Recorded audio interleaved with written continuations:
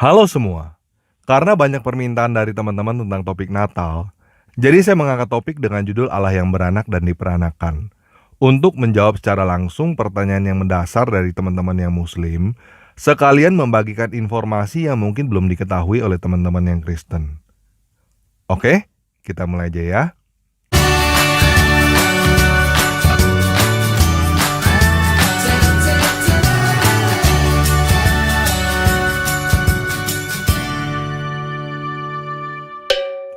Nah, kita mulai dengan pernyataan dari Al-Quran 112 ayat 3. Dalam kurung Allah tidak beranak dan tidak pula diperanakan. Ketika kita baca ini, hal pertama yang harus kita pertanyakan adalah Allah yang mana. Mazmur 2 ayat 7 berkata, Aku mau menceritakan tentang ketetapan Tuhan. Di sini kita lihat Tuhan dengan huruf besar semua, berarti kata Tuhan yang ada di sini adalah kata pengganti untuk nama Yahweh. Aku mau menceritakan tentang ketetapan Yahweh. Ia berkata kepadaku, Anakku engkau telah kuperanakan pada hari ini. Jadi kita ada Allah yang mengaku tidak mampu beranak di dalam Al-Quran 112 ayat 3, dan kita ada Yahweh yang mengaku mampu beranak di dalam Mazmur 2 ayat 7. Tentunya pertanyaan yang timbul adalah apakah Allah dan Yahweh adalah individu yang sama? Kalau kita lihat dari nama, Allah yang berbicara di dalam Mazmur 2 ayat 7 namanya adalah Yahweh. Sedangkan Allah yang di dalam Al-Quran namanya Allah. Selain nama Allah, Allah yang di Al-Quran punya 99 nama, dan tidak satu pun dari 99 nama itu adalah Yahweh. Jadi kesimpulannya Allah yang ada di dalam Alkitab tidak sama dengan Allah yang ada di dalam Al-Quran. Supaya teman-teman gak rancu, saya pakai bahasa saya ya. Kesimpulannya Dewa Yahweh yang ada di dalam Alkitab tidak sama dengan Dewa Allah yang ada di dalam Al-Quran. Yang satu namanya Yahweh, yang satu namanya Allah. Yang satu mampu punya anak, yang satu tidak mampu punya anak. Oleh karena itu, Muhammad adalah Nabi Dewa Allah yang ada di dalam Al-Quran, bukan Nabi Dewa Yahweh yang ada di dalam Alkitab. Nah, buat teman-teman muslim yang mau berkata bahwa Yahweh bukan nama, saya mau menjawab bahwa itu menurut kalian. Menurut Alkitab, Allah yang bukan nama. Allah itu hanya sebutan yang artinya dewa. Allah di dalam Alkitab juga dipakai untuk berhala. Jadi banyak Allah yang ada di dalam Alkitab. Buktinya kita baca yuk Mazmur 97. Ini adalah nubuatan tentang Yahweh yang akan menjadi raja. Yahweh adalah raja. Biarlah bumi bersorak-sorak. Biarlah banyak pulau bersukacita. Awan dan kekelaman ada di sekeliling dia. Keadilan dan hukum adalah tumpuan tahtanya. Api menjalar di hadapannya dan menghanguskan para lawannya sekeliling. Kilat-kilatnya menerangi dunia. Bumi melihatnya dan gemetar. Gunung-gunung luluh seperti lilin di hadapan Yahweh, di hadapan Tuhan seluruh bumi. Langit memberitakan keadilannya, dan segala bangsa melihat kemuliaannya. Semua orang yang beribadah kepada patung akan mendapat malu. Orang yang memegahkan diri karena berhala-berhala. Segala Allah sujud menyembah kepadanya. Sion mendengarnya dan bersukacita. Putri-putri Yehuda bersorak-sorak oleh karena penghukumanmu, ya Yahweh. Sebab engkaulah, ya Yahweh, yang maha tinggi di atas seluruh bumi. Engkau sangat dimuliakan di atas segala Allah.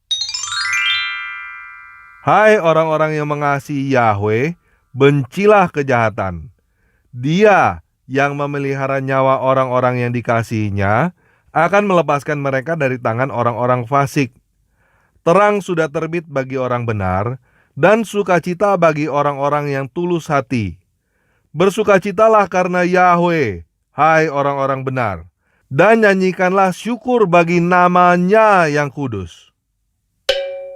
Jadi jelas ya, ada banyak Allah di dalam Alkitab. Dan segala Allah sujud menyembah kepada Yahweh. Nah, karena kita bahas Natal, kapan Yahweh jadi raja? Ketika dia datang ke dunia. Matius 1 ayat 1. Inilah silsilah Yesus Kristus, anak Daud, anak Abraham. Matius 2 ayat 1-2. Sesudah Yesus dilahirkan di Betlehem, di tanah Yehuda pada zaman Raja Herodes, datanglah orang-orang Majus dari timur ke Yerusalem dan bertanya-tanya, "Di manakah dia, raja orang Yahudi yang baru dilahirkan itu? Kami telah melihat bintangnya di timur dan kami datang untuk menyembah dia."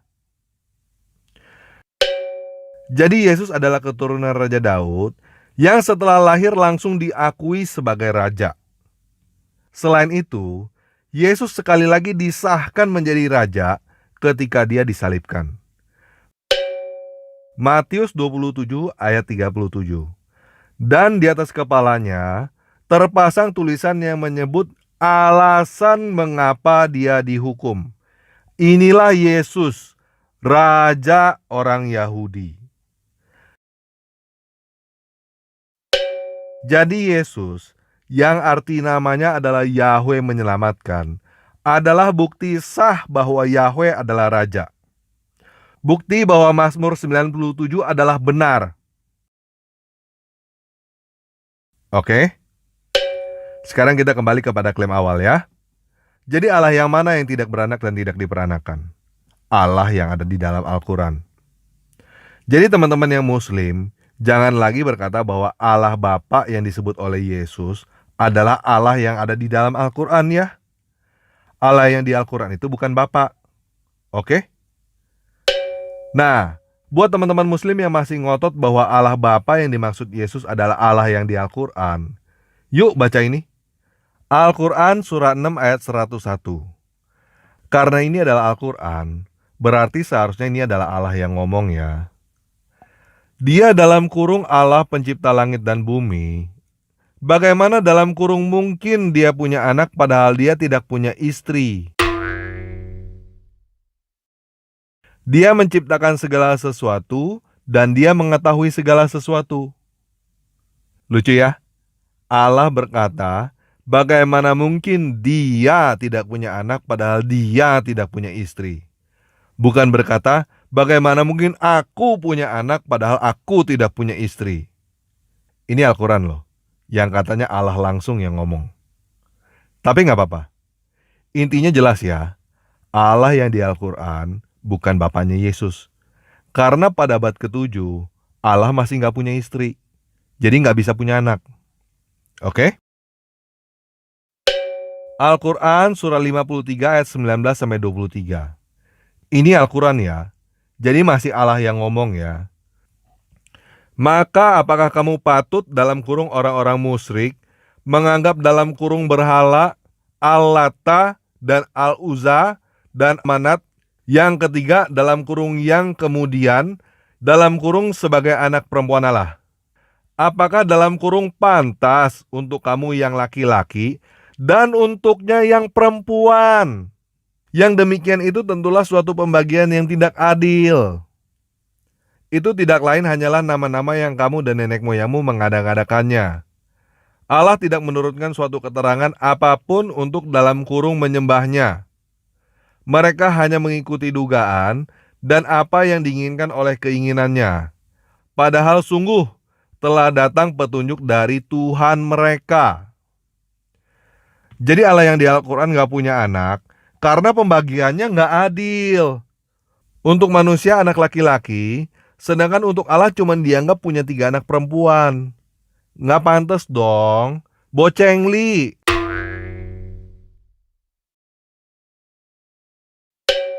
Oke, jadi jelas ya, Allah yang di Al-Quran bukan Bapa yang disebut Yesus. Dan Mazmur 97 ayat 7 jelas berkata bahwa segala Allah sujud menyembah kepada Raja Yahweh. Nah, tadi kita baca Allah di dalam Alkitab memperanakan. Sekarang di mana tertulis bahwa Allah diperanakan di dalam Alkitab? Yuk kita baca ini. Yesaya 9 ayat 6. Sebab seorang anak telah lahir untuk kita, seorang putra telah diberikan untuk kita. Lambang pemerintahan ada di atas bahunya, dan namanya disebut orang, Penasehat Ajaib, Allah yang perkasa, Bapa yang kekal, Raja Damai. Jelas ya? Seorang anak lahir untuk kita, dan salah satu namanya adalah Allah yang perkasa.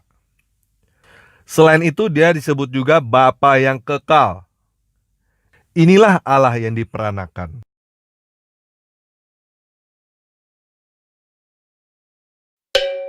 Jadi jelas ya, Allah yang bernama Yahweh di Alkitab memang mampu beranak dan diperanakan. Tidak seperti Allah yang di Al-Quran tidak mampu beranak dan diperanakan. Coba pikir, emang apa istimewanya tidak bisa beranak dan tidak bisa diperanakan? Batu juga tidak beranak dan tidak diperanakan.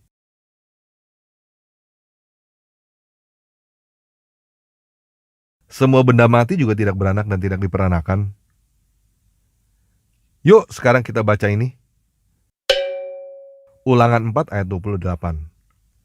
Maka di sana kamu akan beribadah kepada Allah, buatan tangan manusia, dari batu dan kayu, yang tidak dapat melihat, tidak dapat mendengar, tidak dapat makan, dan tidak dapat mencium. Nah, Alkitab jelas mendefinisikan Allah buatan manusia dari batu dan kayu, tidak bisa melihat, tidak bisa mendengar, tidak bisa makan, dan tidak bisa mencium. Coba sekarang saya mau tanya kepada teman-teman yang muslim. Allah kamu mampu makan seperti Yahweh, atau nggak mampu makan seperti batu? Apa? Allah kamu nggak butuh makan. Saya nggak nanya apakah Allah kamu butuh makan apa enggak. Saya nanya apakah Allah kamu mampu makan apa enggak. Kalau kamu mau jawab mampu makan, tahu dong pertanyaan selanjutnya. Allah kamu mampu berak nggak? Nggak bisa jawab ya? Ya sudah, saya yang kasih tahu kamu. Allah kamu tidak mampu makan. Jadi begini ya teman-teman yang muslim. Kamu percaya kepada satu Tuhan itu bagus. Tetapi nggak ada gunanya kalau satu Tuhan yang kamu percaya itu adalah Tuhan yang salah. Tuhan yang nggak mampu apa-apa. Semua batu juga nggak mampu apa-apa. Nggak mampu beranak, nggak mampu diperanakan, dan nggak mampu makan. Untuk apa kamu punya Tuhan yang nggak mampu apa-apa dan butuh kamu bela? Habib Rizik lebih hebat daripada Tuhanmu. Kamu juga lebih hebat daripada Tuhanmu. Gak ada istimewanya gak mampu beranak dan diperanakan. Daripada kamu menyembah Tuhan yang gak mampu apa-apa, gak mampu beranak dan gak mampu diperanakan, lebih baik kamu menyembah satu-satunya Tuhan yang terbukti mampu beranak dan mampu diperanakan. Satu-satunya Tuhan yang mampu mati dan bangkit dari kematian. Gak ada yang gak bisa dilakukan oleh Raja Yesus, Raja yang disembah oleh segala Allah. Oke, kita lanjut ya. Sejak kapan Yesus dikenali sebagai Tuhan? Sejak kapan Yesus dikenali sebagai Rob?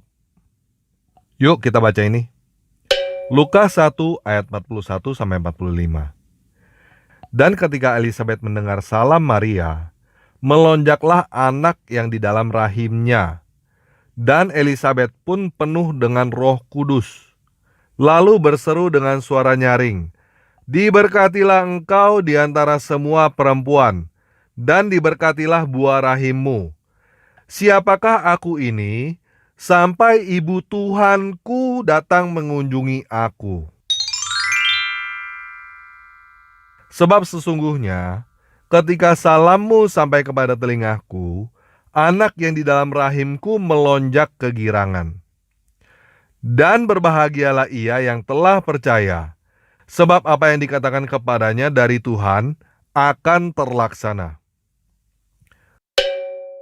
Jadi jelas ya, Yesus sudah dikenali sebagai Rob, sebagai Tuhan sejak dalam kandungan. Nah, sekarang saya membacakan peristiwa sebelum Yesus di dalam kandungan. Tetapi sebelum saya bacakan, saya memberitahukan dulu kepada teman-teman bahwa saya mengganti kata Tuhan dengan kata penguasa dan kata Allah dengan kata dewata, supaya nggak rancu dengan teman-teman yang muslim. Oke? Lukas 1 ayat 26-33.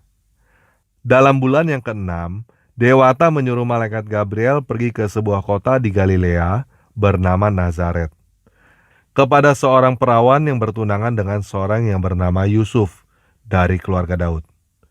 Nama perawan itu Maria.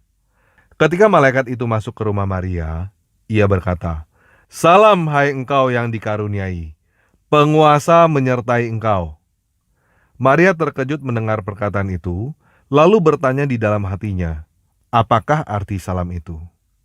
Kata malaikat itu kepadanya, "Jangan takut, hai Maria, sebab engkau beroleh kasih karunia di hadapan Dewata. Sesungguhnya engkau akan mengandung dan akan melahirkan seorang anak laki-laki. Dan hendaklah engkau menamai dia Yesus. Dia akan menjadi besar dan akan disebut anak Dewata yang Maha Tinggi. Dan penguasa Dewata akan mengaruniakan kepadanya tahta Daud, bapa leluhurnya. Dan ia akan menjadi raja atas kaum keturunan Yakub sampai selama-lamanya. Dan kerajaannya tidak akan berkesudahan." Oke, sekian video kali ini. Yesus Kristus, Rajanya segala Allah, memberkati kita semua.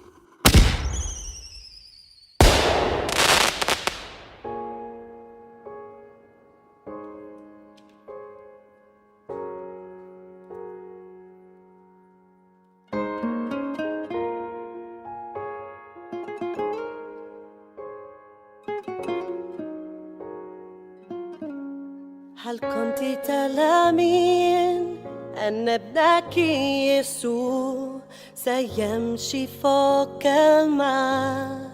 أو هل تعلمين أن ابنك الحبيب يخلص الخطاة؟ أو تعلمين أن يسوع جاء يمنحنا الفداء؟ أن ابنك الوليد يمنحنا الحياة.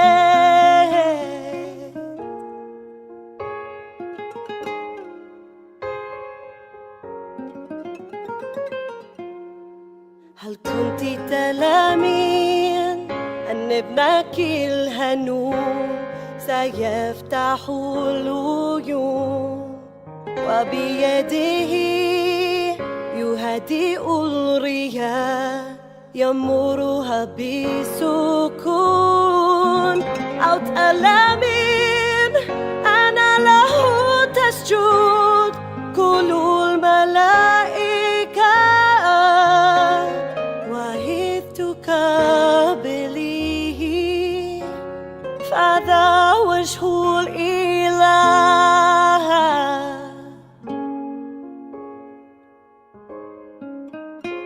يسوع هو الطريق والحق والحياة. سيبصرون سيسمعون كذا يحيي الأموات، بل ويمشون وينطقون دوما بالتسبيحات.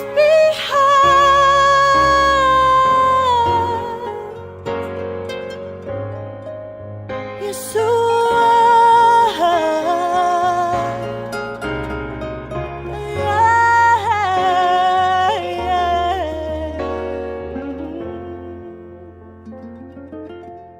هل كنت تدركين أن ابنك الوليد صانع الوجود؟